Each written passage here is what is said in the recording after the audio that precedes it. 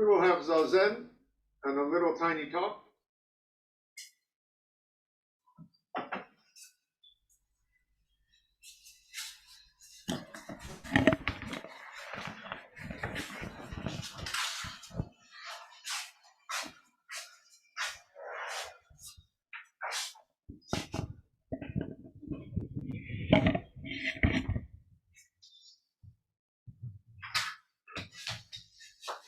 Can everybody hear okay?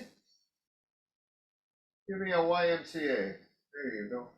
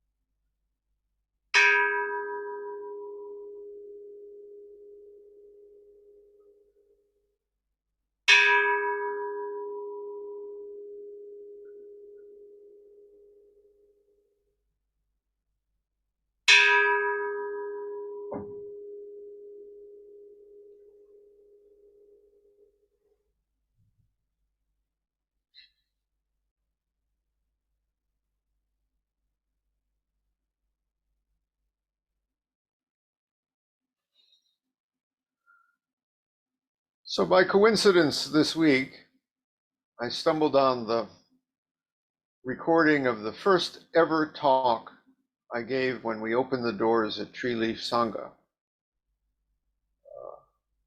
It was 2007, and this YouTube thing was new. There was no two-way anything back then. The subject of the first talk was here, there, now, and then. And the point was what you would expect for someone starting at a distance, online, recorded Zen Sangha. And that is that we need to drop away all thought of here, there, now, and then if we're going to do this thing. Your there has to be my here.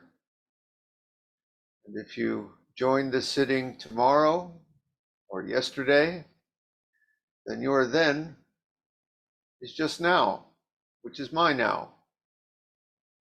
So it's actually a very good lesson for Zen folks that they might get from at a distance, sometimes recorded Zen group that they can't get so easily from our usual meet together in a building Zen group.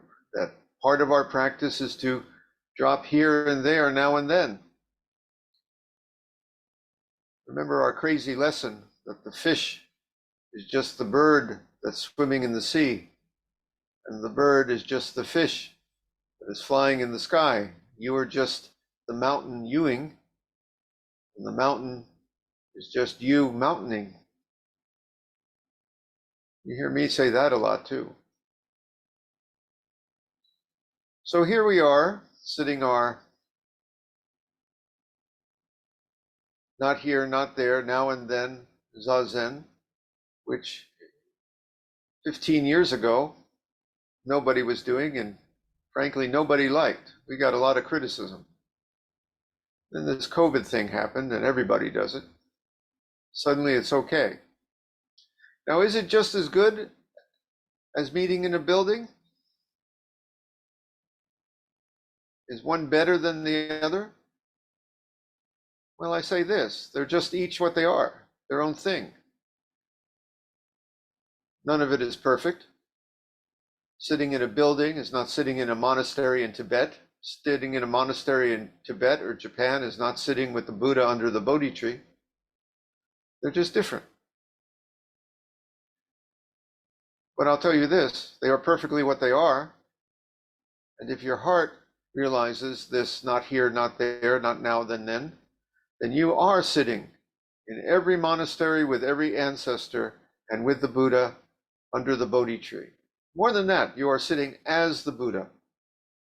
When you truly drop away all thought of now and then, here and there, me and you, him, the other guy,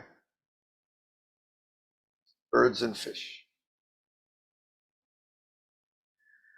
So then we started doing ceremonies of ordination, and I also started doing those sometimes at a distance. Sometimes even when people were close by, I just made a point of putting on the camera and we did our ceremonies. And boy, people were outraged in the Zen world. You have to do this face to face, they said. And I said, we are doing it face to face. I see their face, they see my face. They said, no, there's a camera. And I said, have you not been listening to the Buddha's teachings? The eye is a camera and the mind is a screen. It's all a great mirror. And when we sit, we are sitting not only face to face because I see your face and they see my face. I said we are sitting as the Buddha's face. That is the meaning of face to face. As a matter of fact, we're sitting inside the Buddha's eye. And they said, no. They actually passed rules. They said, we don't recognize your ordination. And I said, I don't give a darn, with all due respect. Because my point is to make good priests. I don't care where they come from or how they got there. I don't care if they have the right funny hat or the right colored robe. I don't care if they're in Japan or America. Where they are, good priests, whatever the road that gets them there. Now, I understand some of the worry about not doing face-to-face ceremonies because centuries ago, there were guys who just kind of made it up for themselves. They had a dream at night in their sleep that some long dead ancestor had come and anointed them, appointed them. And the next day they'd get up and they'd say, okay, I've received ordination or Dharma transmission. And that, can be dangerous because that's just people thinking things up in their mind. But I assure you, while it's a good thing to have a living, breathing teacher in the Zen practice world and not just someone you see in a dream, I know these people and they know me. We practiced together for years. I see their face, they see my face. Their here is my there, my face is theirs, their face is mine. So this week we're having Dharma transmission for two of our priests, Koku, Jinkan. I'm in Japan, Koku will be in the UK, Jinkan is in the United States. My joke is that the ceremony traditionally happens at midnight, and it is midnight somewhere. In Koku's case, it's midnight in Fiji. 3 o'clock in the afternoon for him, I think. Maybe 11 o'clock at night for me here, something like that. I forget when we're doing this. I better check. But it's midnight somewhere, and his now is my then.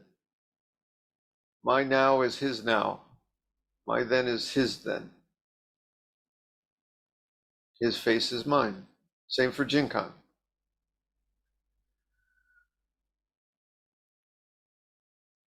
We have had this kind of Dharma transmission in the past.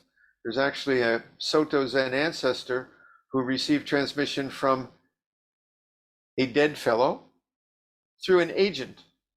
The dead fellow was about to die and said, I haven't found a student yet, so I give you my Dharma to pass on when you find the right person.